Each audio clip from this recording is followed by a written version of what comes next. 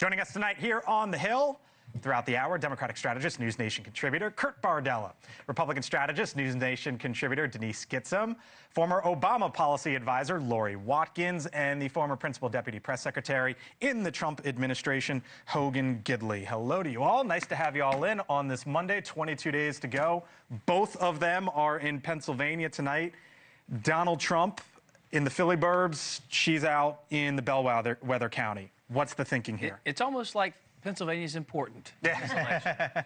Look, I think it's pretty clear. You have to win Pennsylvania. If Donald Trump does that, there's going to be obviously some big indicators, too, that he's going to perform well in Michigan, Wisconsin, other places like that. That crack in the blue wall could happen there.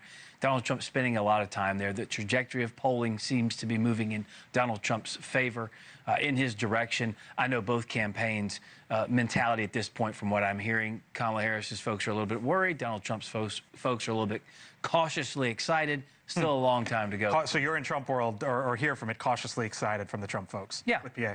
You worried?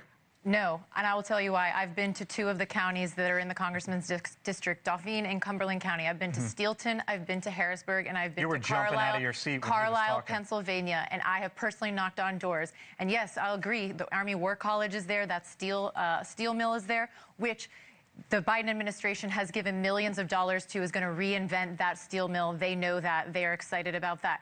People that are veterans that are living in that community in Carlisle, Pennsylvania, democracy, the fact that this gentleman was leading the effort to steal millions of votes from the 2020 election and the effort to overturn the 2020 election, that is a huge deal for them. These are a lot of veterans. That rate's though low. When we look at the swing state polling, that rate's well below. But abortion and women's rights are absolutely on a forefront for them, and that's what people at the doors were saying. They want to protect women's rights. Let me ask you this. At the end of the day, PA, plus 350,000, give or take, voter registration for Democrats, if it's all net-net, is that the game changer? Well, I mean, I think, and our buddy Scott Trainer can talk about this in a few minutes, whoever wins Pennsylvania, empirically speaking, the data shows that your chances of winning the presidency exponentially go through the roof. 85% chance, DDHQ. And so I think the thing, if I'm Scott Perry, that I'm worried about, in 2020, Trump carried his district by 8 points. You flash forward then to the other elections that happened. Josh Shapiro won his district by 12 points. Fetterman only lost that district by 1 point. So Perry's been running well behind Donald Trump for a few cycles now, and in the debate that they had just last week in Harrisburg, abortion was the center stage issue, as the Hill's Julie Manchester reported on. That is why this is in play. I don't quite understand what Perry was talking about, questioning why are Democrats here in Pennsylvania. I think everyone agrees, no matter which side they're on. This is an important state, for both sides. But how do you overcome that?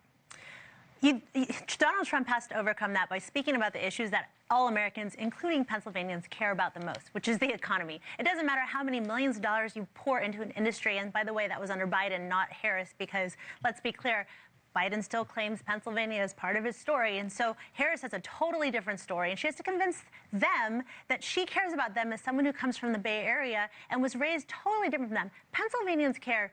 Unlike most states, Pennsylvanians care so much about your personal story. Can you relate to who they are? This is why you saw Trump take up Vance. And this is why you hear these narratives over and over. They are going after the working class voter, and that is going to be the ticket. And every working class voter, every American cares about the economy. That's the key. Let me leave you with this, Hogan. Trump is going to Coachella, California. He's going to Madison Square Garden, New York. Those ain't flipping anytime soon.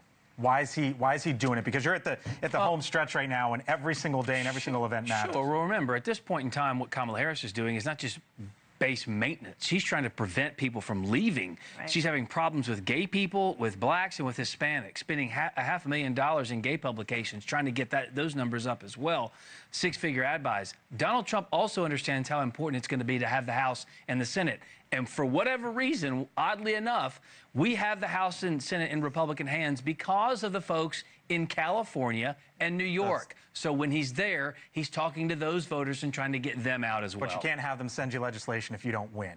And so at the end of the day, should he be in the Midwest, in the Rust Belt? It's not like once he says something in California, it's not broadcast everywhere. He's got a lot of things he wants to do in this campaign, and that's talk to all Americans. That includes California and New York. Just remember that after 2016, when Hillary Clinton lost, there were a lot of questions about why she wasn't campaigning in certain spots that she should have, that she lost. If Donald Trump loses, this will be part of the conversation of why you wasted time at Coachella. All right. So